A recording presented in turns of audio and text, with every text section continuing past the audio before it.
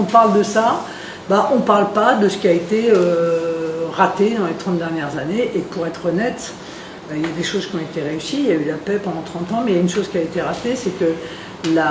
rééquilibrage des territoires, qui ne s'est fait que sur un aspect peut-être social, ne s'est pas fait sur un aspect économique. Et rien n'a véritablement été fait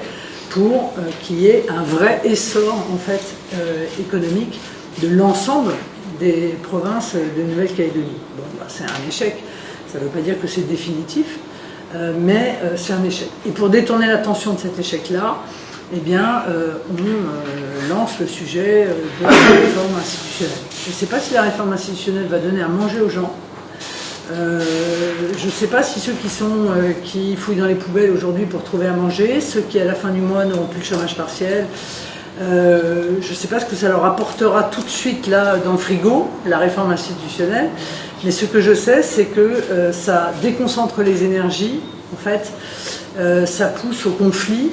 alors qu'il y a au moins un sujet qui devrait réunir tout le monde, c'est ce sera quoi la Nouvelle-Calédonie dans 30 ans? Pas sur le plan institutionnel, sur le plan des études qui sont offertes aux enfants, sur le plan de leur capacité à s'élever dans la société, de faire le travail qu'ils ont envie de faire, sur le plan de la richesse qui sera créée dans le territoire, de la liberté que ça donne, parce que quoi qu'on en pense, quand on crée de la richesse, ça donne aussi une forme de liberté dans les choix politiques qui interviennent derrière. Et nous, on s'est vraiment attaché à ça en disant qu'en réalité, la réforme institutionnelle n'avait qu'un seul intérêt, c'est essayer d'apporter une forme de stabilité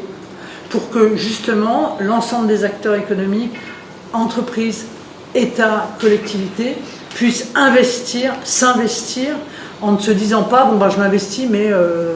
dans un mois ou dans un an ou dans 2 ans, tout ça sera fichu en l'air parce qu'il y aura à nouveau